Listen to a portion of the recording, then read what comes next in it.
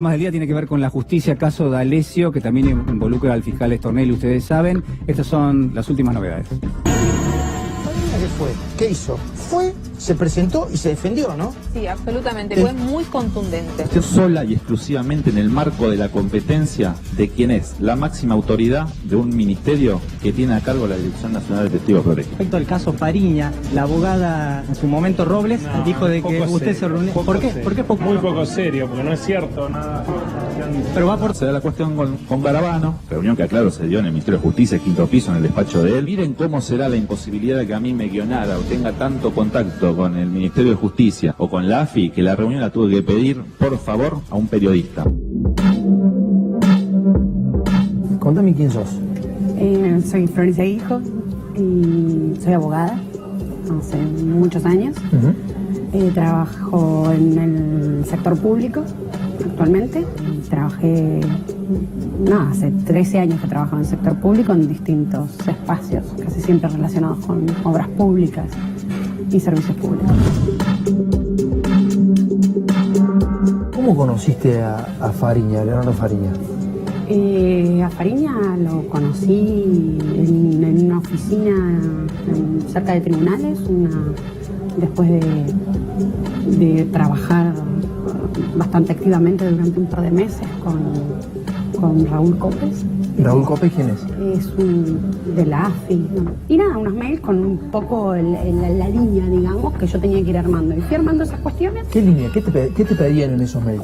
Todo relativo a obras públicas, a cómo funcionaba el Ministerio de Planificación, a cómo era un proceso licitatorio, redeterminación de precios, cuestiones todo muy bien básicas. Técnico, sí, bien técnico, bastante básico para mí, ¿no? Por lo visto para el resto del mundo no era tan básico ahora. Televisión y diarios y escritos judiciales replicaban todos mis escritos o mis charlas con él, o sea... ¿Cómo era gracioso? ¿Con quién te encontrabas? Y claro, de repente, no sé, veías lo de los fiscales, escritos completos, donde era como decís, pero eso es mío.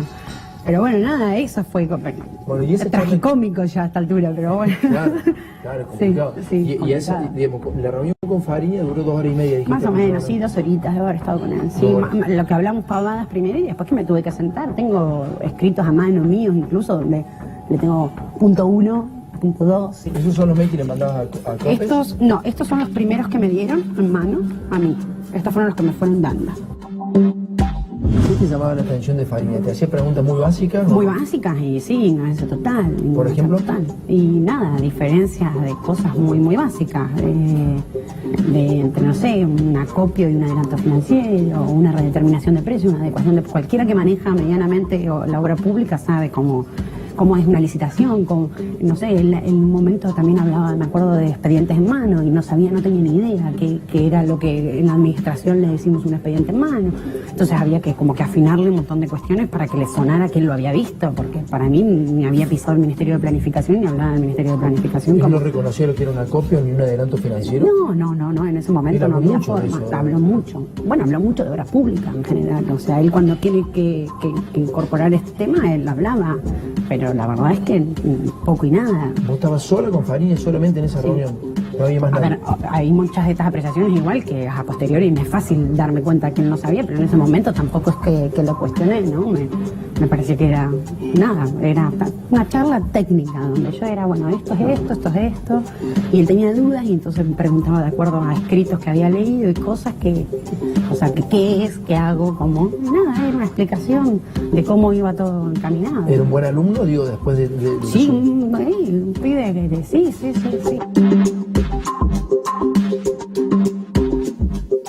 Bueno, sin ninguna duda, uno de los casos del momento obviamente preocupa y mucho por obviamente la calidad institucional y también, sin ninguna duda, también porque el caso D'Alessio develó en definitiva la existencia de esta red de espionaje que se mezcla obviamente con la política. Ya está con nosotros Francisco Paco Durañona, intendente de San Antonio de Areco y también precandidato a gobernador. ¿Cómo estás, Francisco? Buenas noches. Bueno, a ver, te pregunto primero por esto. Vamos a hablar de política, obviamente, que es lo que nos compete, pero digo, a veces hay cuestiones que son centrales. Por ejemplo, el caso de D'Alessio, y te pregunto sobre la justicia, ¿no? La justicia a veces metiéndose, por ejemplo, en un año electoral, metiéndose prácticamente en la campaña. Digo, ¿qué visión tenés de esto? Si hablamos de política, Sí. hay que hablar de justicia. También hay que hablar de justicia. Absolutamente. Y es quizás uno de los temas más prioritarios que hay que afrontar en el próximo gobierno. Hoy es la institución más rechazada Sí. por la sociedad argentina en su conjunto. No está garantizado el acceso a la justicia. Hay enorme cantidad de municipios, principalmente en el interior, Sí. donde no existen fueros criminales y correccionales, donde la gente no tiene acceso a un fiscal, no tiene acceso a un defensor oficial. Para tener un defensor oficial, una mujer víctima de violencia machista se tiene que hacer 60, 80, 180 kilómetros en algunos casos, provincia de Buenos Aires, Sí. para tener acceso a la justicia. Y en los temas de fondo, la Corte Suprema no tiene solamente facultades para emitir fallos. La Corte Suprema es el Tribunal Superior de Justicia en la Argentina. Es decir, que tiene una responsabilidad vital en ordenar esta situación que se ha desmadrado, donde se violan principios esenciales del derecho, donde no están respetadas las garantías del debido proceso, donde hay que probar que uno no es culpable en lugar de sostener el principio de inocencia hasta que haya una sentencia firme pasada en cosa juzgada. Se persigue a opositores, hay presos políticos y la Corte se queda callada. El otro día escuchamos una entrevista muy interesante que le hizo Edi Zunino al juez Rosati. Sí. Y el juez fue muy claro. Ministro de la Corte, son cinco Sí. ministros. Son críticos, pero uno no ve que haya alguna acción concreta como para... Pero si un juez de la Corte está diciendo claramente que Sí, hay un mensaje, hay un mensaje. es increíble que Stornelli no se presente a declarar, que él, como juez de la Corte, si lo citaran lo haría, Sí. bueno, que paso siguiente tome una determinación porque es la superintendencia, la jefatura de la justicia de la Corte. Y por otro lado tenemos, además, una Procuración General, la jefatura de los fiscales a nivel nacional, que nos olvidamos por ahí, pero es un procurador interino puesto a dedo por Macri. Es decir, que hay una responsabilidad directa de Macri en la no concurrencia, la no comparecencia de Stornelli a presentarse en el juzgado de Ramos Padilla. Y ahí el Senado tiene que intervenir, porque es el organismo de control de la Procuración, y exigir que un procurador interino, que ni siquiera fue designado como corresponde por la Corte, mira, Macri quiso meter 2 jueces de la Corte por decreto y puso al jefe de fiscales por decreto también. Esta es la situación de la justicia argentina hoy. Hay que avanzar en una reforma profunda que garantice el acceso a la justicia y que la gente empiece a confiar de verdad en la justicia. ¿Cómo estás viendo el panorama político? Ahora sí te saco, porque digamos te quiero aprovechar, sos precandidato a gobernador, estás recorriendo la provincia de Buenos Aires, obviamente es uno de los sectores, creo yo, más vulnerables del país desde el punto de vista de lo social y también de cómo ha pegado la crisis económica y financiera. Digo, ¿qué es lo que estás viendo de primera mano? Veo que seguimos con una mirada muy urbana de la provincia de Buenos Aires, focalizando exclusivamente en los conglomerados de gran densidad poblacional del primer y segundo cordón. Después, hacia afuera, las zonas productivas y grandes ciudades como San Nicolás, Bahía Blanca, Pergamino, Mar del Plata, están absolutamente olvidados, ni hablar los municipios pequeños o intermedios, como puede ser el caso de San Antonio de Areco, donde todo depende de cómo los intendentes nos las arreglemos para sostener la demanda social, de empleo, de medicamentos, de alimentos, de acceso a la tierra y a la vivienda, de política de salud. Está absolutamente ausente la nación y la provincia de Buenos Aires en ese aspecto. Nosotros tenemos una mirada donde el eje hay que ponerlo en el interior productivo, en las zonas productivas. Recuperar los puertos, recuperar los astilleros. Todos los puertos en la provincia de Buenos Aires, Vidal los privatizó. Tenemos el astillero Río Santiago parado prácticamente porque hoy no se producen más barcos. ¿Eso porque por falta de fondos, por falta de transferencias que se No, hacían por una y- mirada de un gobierno que le ha entregado los recursos marítimos y de nuestros ríos a potencias extranjeras. Le ha entregado los puertos a sectores privados vinculados con esas potencias extranjeras, en muchos casos con intereses cruzados con el propio gobierno. Entonces no se producen más barcos, no nos interesa más la soberanía pesquera. Tenemos que volver a hablar de ferrocarriles. ¿Cómo no vamos a tener las principales ciudades del interior con líneas de por lo menos mediana velocidad? Soberanía alimentaria. Hemos visto, observado informes en estos últimos días que alertan de que la Argentina es uno de los países del mundo, segundo en la región, con mayor problemática de obesidad infantil y de obesidad en los adultos. La obesidad infantil, que parece una pavada, una vez que se consolida, no tiene retorno, queda afectado psicológica, biológica, psíquicamente. Entonces, ¿cómo vamos a tener problemas de alimentación y falta de soberanía alimentaria y problemática en los precios de los alimentos con la riqueza productiva y el potencial productivo que tiene la provincia de Buenos Aires? No hay más tambos, bueno, a ver, no se produce más leche, está todo en manos de una multinacional. Cuando se acuerdan los precios esenciales, se sienta el presidente con 16 formadores de precios multinacionales que llevan la riqueza de los argentinos afuera. No hay un producto saludable en esa canasta, no hay una fruta, una verdura. ¿Y qué sucede? Los que producen frutas y hortalizas terminan haciendo ferias en la Plaza de Mayo porque nadie les compra sus productos y los tienen que tirar. Y en un gesto solidario hacen un feriazo en la plaza. ¿No podríamos generar soberanía alimentaria y salubridad? Se supone que se produce alimentos para 400 millones de personas, ¿no? Claro, pero se produce... Y hay también hay indigencia, es decir, que hay falta de posibilidad de alimentarse para un sector muy importante de la población también. Por eso, soberanía alimentaria, garantizarle los alimentos a las comunidades y a las regiones en base a la producción que tengan esas comunidades y esas regiones. No que toda la provincia de Buenos Aires dependa de un solo productor lácteo. No hay más tambos en la provincia de Buenos Aires. Uno solo tiene el monopolio de la producción láctea y, por supuesto, ¿a cuánto conseguís esa leche en la góndola? Al precio que quiere el formador de precios. 60 pesos la leche. Nosotros, un municipio de 30.000 habitantes, podemos garantizar la leche a través de la soberanía alimentaria a 30 pesos. Y el gobierno federal, con el poder extraordinario que tiene, no lo puede garantizar a menos de 60. Y así con todo, con las carnes, con productos frescos, elaborados, industrializar en origen, poner de pie al interior, generar arraigo, que los jóvenes no se tengan que ir a buscar oportunidades a las grandes ciudades, crear universidades en el interior, crear políticas de acceso a la tierra y a la vivienda de verdad, que no se le acabe la vida a un pibe a los 14, 15 años porque ya no puede estudiar en una universidad porque no tiene los recursos para irse, o no va a poder conseguir un trabajo porque en el interior está completamente abandonado. Nosotros estamos convencidos que la provincia de Buenos Aires se pone de pie con ese programa, y es lo que estamos conversando con pequeños, medianos y grandes productores que no quieren discutir si estaba mejor con Cristina o si Macri los traicionó porque les puso retenciones. Quieren discutir qué hacemos para poner de pie de vuelta la producción. Va a haber que votar pronto y la pregunta es, bueno, ¿cómo hacemos? Yo decía en el comienzo del programa, digamos, ¿cómo empezamos a rearmarnos y a reconstituir eso que se perdió? Porque mucho se ha perdido, mucho venía de una promesa que no termina de concretarse y sobre todo hay un deterioro bastante fuerte. Entonces uno dice, bueno, a ver, ¿cuáles son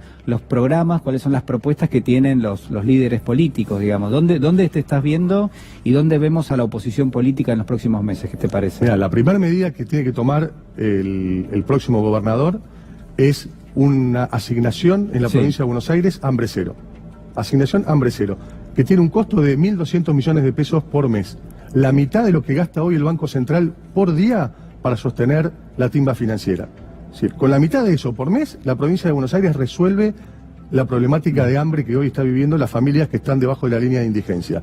Y además volcar esa producción de alimentos para esos sectores en los pequeños y medianos productores del interior, focalizando en esta mirada de arraigo. Hoy estuve con Jorge Ferraresi en Avellaneda.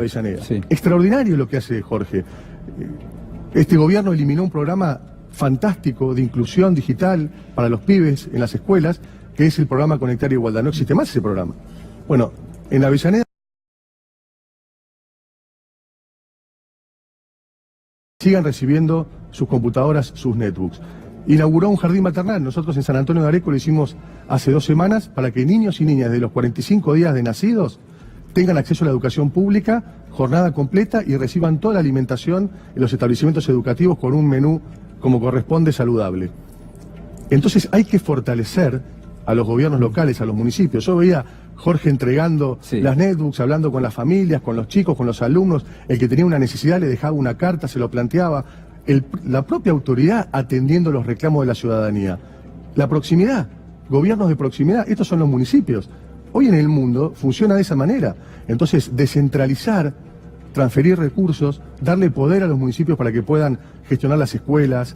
No podemos, desde un municipio a 700 kilómetros de La Plata, estar gestionando que te envíen los pupitres para las aulas. Eso se tiene que ocupar el intendente, o de que se arregle un techo, o de construir una escuela nueva.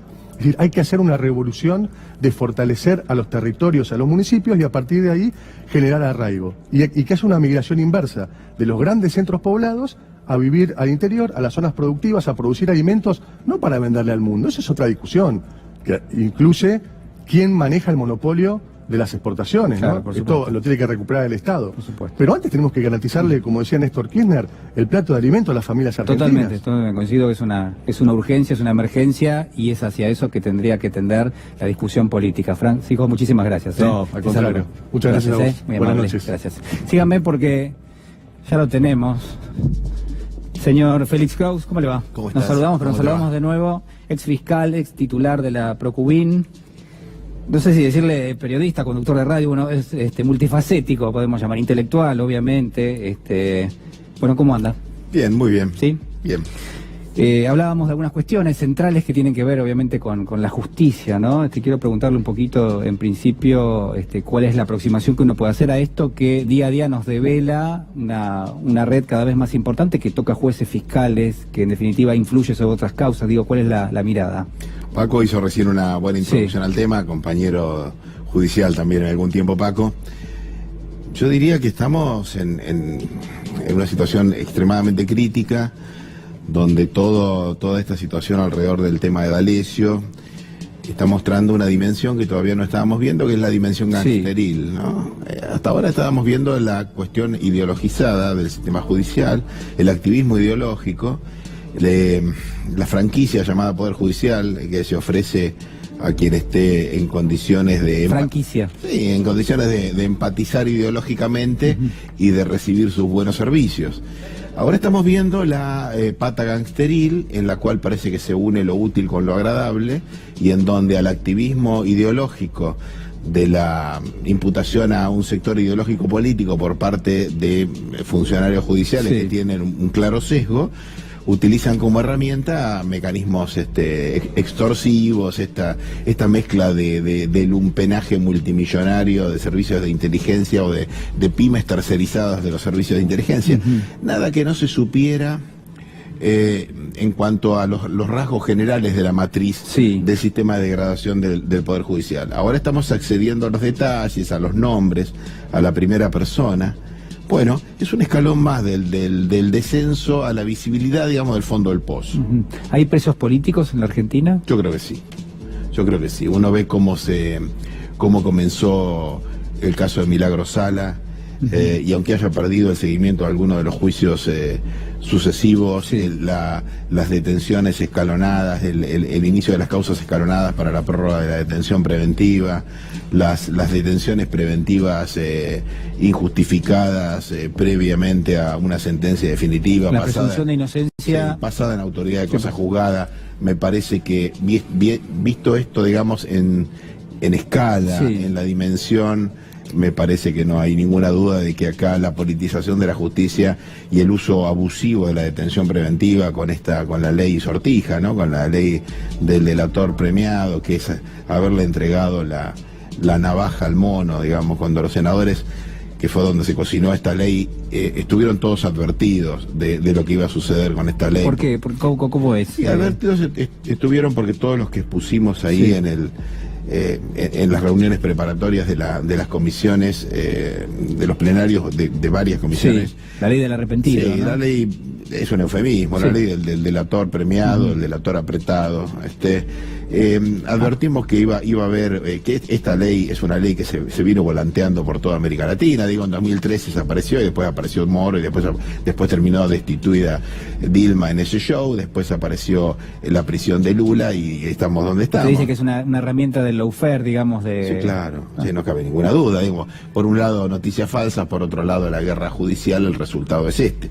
Yo digo, a los senadores estuvieron advertidos, salvo un juez y un experto que tuvieron una posición más atenuada. Todos advertimos que esto se hacía para algo, para esto, que la detención preventiva, el abuso de la detención preventiva iba a suceder, que esto se iba a transformar en una herramienta extorsiva, y ahora lo estamos viendo en su dimensión más descarnada, ¿no? Es la crónica de una muerte anunciada. Félix, usted dijo hace algunos días, cualquiera que acceda al poder tendrá que plantearse qué hacer con el Poder Judicial. Sí, claro. ¿Qué hay que hacer con el Poder Judicial? Por lo pronto, yo lo que creo es que hay que ampliar la Corte, digamos. Es absolutamente inadmisible que una nación concentre en 5 personas semejante cantidad de poder. No hay Corte en América Latina que esté integrada por 5 personas. ¿Cuál sería el número? Bueno, eso es un tema para debatir, pero muy probablemente no un número inferior al de 10 miembros. Una corte con especialistas en toda la rama del derecho, nadie conoce todo el derecho, hoy no hay penalistas en la corte, digo, es un tema muy delicado, ¿no? La corte tendrá que resolver todos estos asuntos tan delicados, no tiene un penalista, tiene centenares de secretarios, con lo cual uno no sabe si no se replica en la corte el sistema de delegación ilegal por parte de los jueces. Digo, ¿quién resuelve los decenas de miles de casos que son sometidos 5 personas en la corte? Cuando no hay además especialistas en todas las ramas del uno derecho. imagina que no son ellos. No son ellos, entonces ese es el nivel de seguridad que nos ofrece la Corte. Son personas prestigiosas, digo, técnicamente intachables todos ellos, razonablemente plurales, esto está fuera de discusión, y al parecer también está fuera de discusión su probidad, no va por ahí el asunto. Esto es un asunto del poder, claramente, y me parece que el Consejo de la Magistratura, que es un órgano que ha demostrado que no sirve para nada, o se hace algo para que sirva para algo, o hay que ir a una reforma constitucional y disolverlo, e ir a otro modelo de administración de la justicia donde el Consejo de la Magistratura además nunca asumió plenamente el cometido que la Constitución le da, que es ser el órgano de gobierno del Poder Judicial. Después está el tema de los jueces federales que concentran una enorme cantidad de poder, porque además se ha suspendido por un decreto de necesidad y urgencia que no era ni necesario ni urgente en el comienzo del actual gobierno, la puesta en funcionamiento del sistema acusatorio, donde los fiscales investigan, tienen una parte del poder, los jueces controlan esa investigación, o sea, tienen solo una parte del poder. Y al suspender esa reforma y conservar los jueces el carácter de inquisidor, el juez de instrucción que junta la prueba y después evalúa la prueba que él mismo junta, bueno, tenemos 12 personas con una concentración de poder desmesurada y se producen los desmanes que estamos viendo que se producen todo el tiempo, ¿no? Te saco un poco de lo judicial, entramos en el terreno donde te considero un colega, vos sos conductor de un programa que se llama Lo Peor Ya Pasó. Son muy generosos. No, Lo Peor Ya Pasó, que va por AM530, de 16 a 18 horas todos los días. Sí, junto con Martín Granowski, un consagrado colega. Bueno, te lo voy a preguntar, ¿lo peor ya pasó? No. No pasó lo peor. ¿En qué sentido? ¿Económico, social, político, judicial? Yo creo que hay un asunto muy delicado, que es que la decadencia de toda época tiene un nivel de violencia proporcional a la impotencia de la declinación. Lo vimos en el 2001, que empezó con una gran esperanza, que siguió con una gran muestra de ineptitud, con un presidente del que todo el mundo se burlaba porque se consideraba un tonto, y terminó con 40 cadáveres. A mí en lo personal me preocupa esa dimensión, ¿no? Estamos asistiendo a una orgía de una euforia funeraria por parte de los funcionarios, en donde se saluda, se recibe con pitos y matracas a todo el que mata a otro. Hay un discurso y una acción muy violenta de un Estado que empieza a adquirir los sesgos de un Estado policial, una sistemática represión de la protesta. Vimos la bala. ¿Estás hablando de la doctrina Chocobar, por ejemplo? Sí, pero más que de la doctrina estoy hablando de las balas, del muchacho que protestaba frente a la Embajada de Venezuela y se le disparó con una posta de goma, donde los protocolos no dicen que se debe disparar, que es sobre la línea del torso para la cabeza. Y no va a pasar nada con eso, desde luego. Estoy dispuesto a apostar sobre este asunto. ¿Pensás que hay una bajada por parte del poder político, del gobierno, para las fuerzas de seguridad, de que hay cuestiones que están permitidas, aunque no estén escritas, digamos? No, se lo dice por televisión, digamos. Los jurados absolvieron a un señor que mató a otro señor, es una tragedia eso, no pongo en telejuicio la decisión de los jurados. Ahora, hacer la fiesta de la celebración del homicidio, o de la fiesta de la celebración de la muerte en legítima defensa, que es lo que ha dicho el jurado, me parece un asunto muy delicado. Y a mí lo que más me preocupa es que los finales de estos periodos suelen venir acompañados de una violencia proporcional a la impotencia, porque este tipo de regímenes, de sometimiento social entraña por definición un enorme nivel de violencia, y porque además la violencia verbal siempre precede al acto. Sí. Y me preocupa mucho porque los muertos no resucitan, y me preocupa mucho porque los muertos siempre los ponen los pobres. ¿Qué conexión hay? Porque, me estás describiendo un panorama realmente muy desalentador, muy poco feliz, obviamente. Hay cuestiones que obviamente... Y son mis preocupaciones, que a lo mejor tienen mi mirada. desde Sí, sí, luego, por ¿no? supuesto, por supuesto. Pero lo que digo es qué conexión hay con la realidad socioeconómica que vivimos, digamos, en un contexto, vos imaginás un contexto de deterioro permanente de acá en adelante de esas cuestiones. Bueno, me parece que nada Sí. indica que algo pueda mejorar, salvo el pensamiento de Goebbels y con la tecnología contemporánea, que es lo que es la comunicación pública hoy, digamos, del Sí. Estado, ¿no?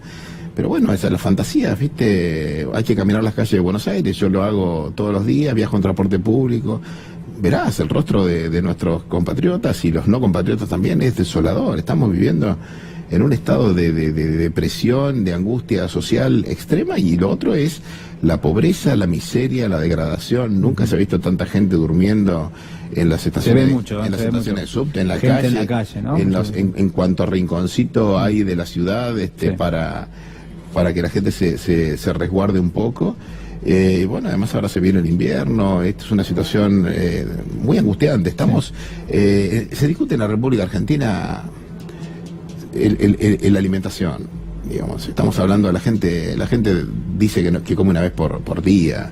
Estamos hablando de que 80 pesos vale un pan de manteca. Estamos hablando de que 80 pesos vale un yogur. Digamos, estamos hablando de que 80 pesos vale un litro de leche. Y la gente no puede comprar un litro de leche. A mí, ningún gobierno será digno si los argentinos no están en condiciones de poner un kilo de milanesas en el plato de una familia tipo todos los días. Todo lo otro es un fracaso. Ujú. Quiero preguntarte, y la verdad te agradezco muchísimo que hayas venido, no quiero dejar de preguntarte, Es un placer, Julián. ¿cómo imaginás a la política y sobre todo a la oposición política de aquí en adelante? ¿Cómo se llega a octubre? Y si te imaginás como parte de esa fuerza, o lo estás viendo que esa fuerza va a estar conformada por distintas corrientes dentro, por ejemplo, de lo que es el peronismo, digamos, ¿cómo se está articulando eso y si lo ves posible? Ojalá haya una oposición, porque Sí, ¿cómo lo ves hasta ahora, bueno, la oposición se desmembró inmediatamente de la asunción de Macri, y Sí. es verdad que Macri gobernó con minoría en las cámaras, digamos. Macri gobernó con mayoría en las cámaras, con el Partido Justicialista que se desmembró. Ahora, por supuesto, todos los hijos pródigos regresarán detrás de la lucidez de la chance de la victoria, pero las cosas fueron así. Lo que no hubo fue, la oposición que hubo no tenía capacidad de condicionar las políticas públicas, digamos. A esto llegamos con un gobierno que gobernó sin oposición. Y yo espero, francamente, esta es mi ideología, digamos, no hay ningún misterio. Yo espero que efectivamente las próximas elecciones las gane un gobierno popular que pueda ofrecerle dignidad y bienestar a los argentinos. Nuestra nación está de rodillas y nuestro pueblo está humillado. En la República Argentina se ha banalizado la reivindicación de las Islas Malvinas, se ha humillado la memoria de los muertos en Malvinas, se ha denigrado la condición de los trabajadores. Cuando se dice que se quiere el alma y no se quiere, se quiere conquistar el alma de los argentinos, se está parafraseando a Margaret Thatcher. Lo que se busca no es que los trabajadores sean explotados, se buscan que los trabajadores se avergüencen de su propia condición. El día que esto suceda habremos perdido definitivamente todas nuestras esperanzas, y yo confío que las mejores tradiciones de la República Argentina, que van desde la guerra de la independencia, donde durante 14 años lucharon 5.000 hombres y volvieron 80, hasta la lucha de los 30.000 de ellos desaparecidos, permitan a los argentinos recuperar su dignidad y su patria. Gracias, Félix Cruz, muchísimas Es un gracias. placer. Gracias.